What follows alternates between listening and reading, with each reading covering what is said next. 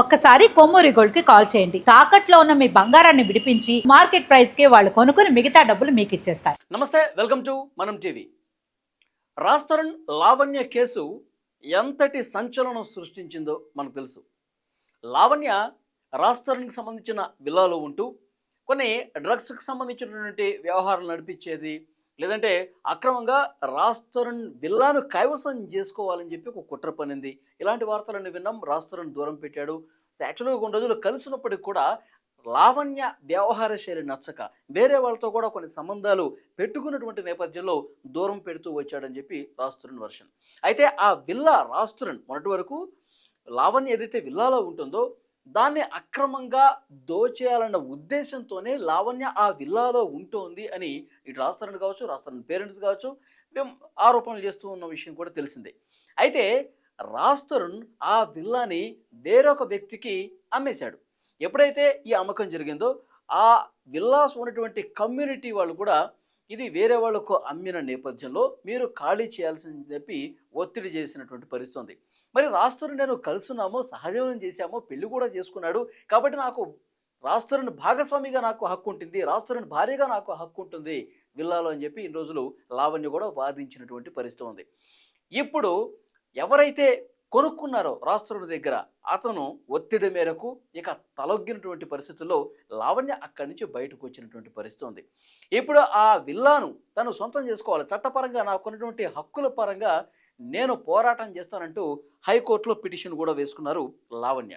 అయితే high court petition విచారణకు వచ్చినటువంటి నేపథ్యంలో లావణ్య భార్యగా మీ దగ్గర ఎలాంటి ప్రూఫ్స్ ఉన్నాయి, నేను రాజ్ తరుణ్ భార్య అని చెప్పడానికి మీ దగ్గర ఎలాంటి ప్రూఫ్స్ ఉన్నాయో ఒకసారి తెలియజేయండి అంటూ కోర్టు కూడా ప్రశ్నించినటువంటి పరిస్థితుల్లో ఏ రకమైనటువంటి ప్రభుత్వ అధికారిక ధ్రువపత్రాల్లో కూడా రాజ్ తరుణ్ భార్యగా లావణ్య పేరు లేదు, ఎలాంటి ఆధారాలు లేవు. కాబట్టి ఈ పిటిషన్ మేము కొట్టేస్తున్నాం, మీరు అవసరమైతే సివిల్ కోర్టుకు వెళ్ళండి అని కోర్టు కూడా చెప్పినటువంటి పరిస్థితి ఉంది.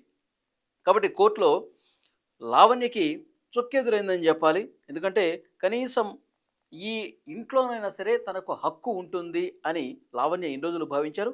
కానీ ఎక్కడా కూడా కోర్టు నుంచి ఆ రకమైనటువంటి ఉపశమనం లభించని పరిస్థితి కనిపిస్తోంది.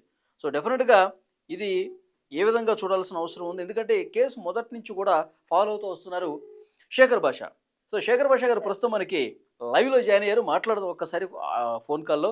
భాష గారు నమస్తే అండి. నమస్తే వలి, బాగున్నారా? చాలా ఏదో తర్వాత మీతో మాట్లాడుతున్నాం. కొంచెం ఫ్యామిలీ ఎమర్జెన్సీ ఉంది అలా. ఒక జస్ట్ ఒక 1 మినిట్ ప్లీజ్ టైం కేటాయించండి ప్లీజ్. చెప్పండి. ఇది ఇప్పుడు ఆ రాజ్ తరుణ్ విల్లాని నాకు దక్కుతుంది, నాకు కూడా హక్కు ఉంది, నేను కూడా భాగస్వామినే అని చెప్పి లావణ్య కోర్టును ఆశ్రయించారు. కానీ కోర్టు మాత్రం దీనికి ఒప్పుకోలేదు. ఆ పిటిషన్ కూడా కొట్టేసినట్టుగా కొంత ఇన్ఫర్మేషన్ వస్తుంది. సో ఈ కేసు మీరు ఫాలో అవుతున్నారు కదా, ఏం జరిగిందండి కోర్టులో? అదే కోర్టులో జడ్జి గారు చాలా క్లియర్ కట్ గా చెప్పండి. భర్త ఆస్తి భార్యకి చెందుతుంది అని ఎక్కడ కూడా లేదు కదా. బేసికలీ ఒకవేళ నువ్వు మెయింటెనెన్స్ క్లెయిమ్ చేయాలనుకున్నా కూడా నీకు ఎంతో కొంత మెయింటెనెన్స్ ఇస్తారు తప్ప భర్త ఆస్తిలో సగమో లేకపోతే భర్త ఆస్తి నీది అనడానికి లేదు. అండ్ ఇంకోటి ఏంటంటే ఆవిడికి జాయింట్ ప్రాపర్టీ ఓనర్గా కానీ రాజ్ తరుణ్ భార్యగా కానీ ఎక్కడ డాక్యుమెంట్ లేదు కదా ఆవిడకి. అదే చెప్పారు. అండ్ ఇంకోటి ఏంటంటే జడ్జి గారు అభిప్రాయపడి అదే ఒకవేళ ఆవిడ కావాలంటే రాజ్ తరుణ్ పోమనండి, ఆవిడ భార్య అనుకుంటే ఆయనతో పోవాలి కానీ ఆ ఇంట్లో ఉంటాను ఇంటికి ఏం సంబంధం, భార్య అంటే ఆయనతో సంబంధం. ఆయన ఇప్పుడు అద్దె కొంపలో ఉన్నాడు అనుకోండి, అది ఇల్లు మారితే వేరే ఆయన ముగ్గురు ఎక్కడ పోతే అక్కడ పోతారు. అవును, ఆవిడకి భార్య అయితే కనుక నువ్వు నీ భర్తతో ఉండాలి కదా అన్నారు జడ్జి గారు. అంతే. ఓకే, అంటే కొంచెం అక్కడ పో. గుర్తింపు కార్డులు కూడా అడిగినట్టు తెలుస్తోంది. అసలు ఏంటి నువ్వు రాజ్ తరుణ్ భార్య అని చెప్పడానికి ప్రూఫ్ ఏంటి అడిగారు? ఏ రకమైన అదే ఓనర్ ఏమన్నా డాక్యుమెంట్ ఉందా అంటే ఏం లేవు. సో తర్వాత జడ్జి గారు మేము కేసు ఫస్ట్ నుంచి ఫాలో అవుతున్నాం అండి, ఆవిడేమి అంటే భారీగా ఎక్కడ ఇదవలేదు, అది కూడా డిస్ప్యూటెడ్ గానే ఆవిడ పెట్టింది కానీ ఎక్కడ ఏం తీర్పు రాలేదు కదా.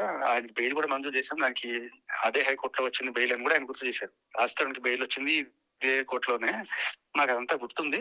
We know what is what, కొత్తగా ఏం చెప్పకండి, ఒక హెల్ప్లెస్ లేడీ అండి అని చెప్పి ఆయన లాయర్ వాదిస్తే ఆవిడ హెల్ప్ ప్లస్ కాదు మాకు బాగా తెలుసు అని చెప్పి ఆయన చొరకలేశారు. మీరు ఓకే, జడ్జి గారికి మొత్తం విషయం మొత్తం తెలుసు కాబట్టి అట్లా అన్నారంటారా?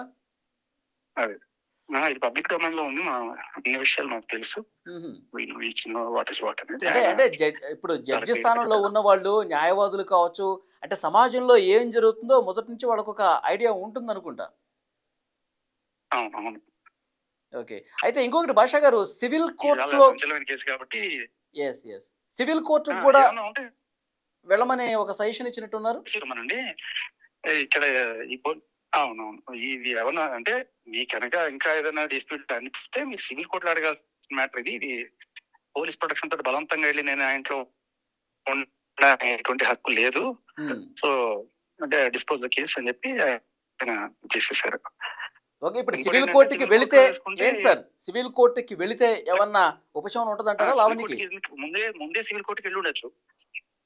అదే అంటున్నా, ఆవిడకి ఆమె తెలివితేటలు ఉన్నాయి కాబట్టి సివిల్ కోర్టుకి వెళ్ళాలా. ఎందుకంటే సివిల్ కోర్టుకి వెళ్ళింది అనుకోండి, అక్కడ ఏ రకమైన డాక్యుమెంట్ లేదు అడుగుతా కూడా సివిల్ మ్యాటర్ కదా, తీర్పు వచ్చినప్పుడు కదా మీకు ఒకవేళ ఇల్లు కానీ ఏమైనా వచ్చేది.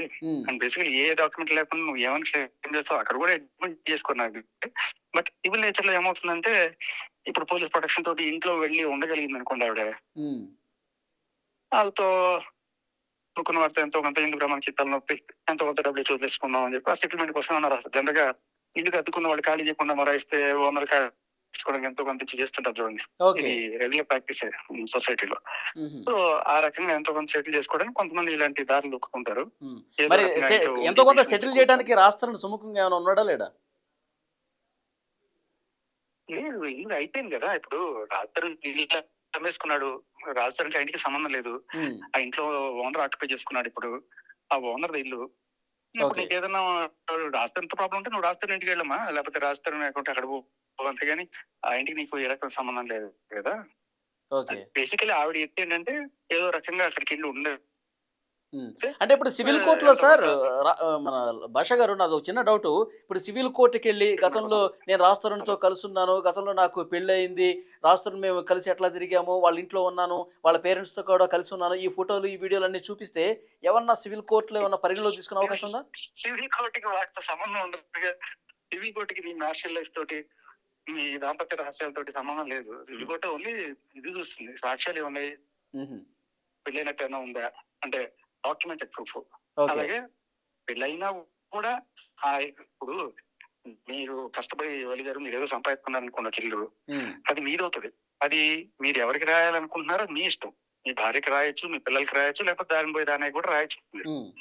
దాంట్లో ఏ రకమైన హక్కు ఎవరికి ఉండదు మీ స్వాధీనంలో. ఒకసారి లావణ్య అన్నారు, ఒకసారి నాకు రాసి ఇచ్చేసాడు రాజతరుణ్ అని కూడా అన్నదిగా ఒకసారి ఇంటర్వ్యూలో.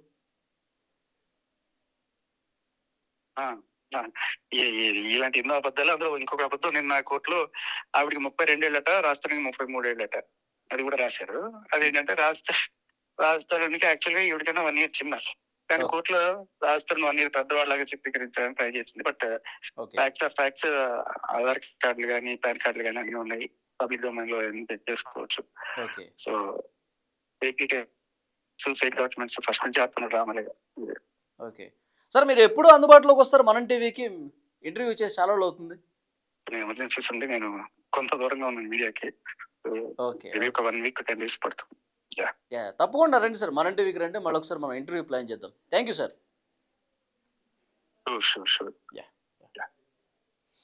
సో అదే భాషా గారు చెప్తున్నారు, లావణ్య ఎన్ని కోర్టులు తిరిగినా, ఎన్నిసార్లు కోర్టులో పిటిషన్లు వేసి తిరిగినా సరే ఆమె గెలవదు, ఆమెకి ఆ ఇల్లు దక్కదు.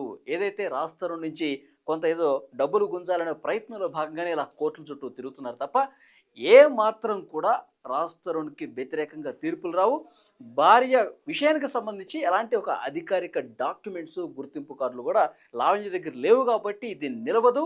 జడ్జి గారు హైకోర్టులో అదే చెప్పారు, సివిల్ కోర్టులో కూడా అదే రుజువు అవుతుందని చెప్పి చాలా స్పష్టంగా శేఖర్ భాష కూడా చెప్తున్నటువంటి పరిస్థితుంది. సో చూద్దాం నెక్స్ట్ ఏం జరగబోతుందో. Thank you very much.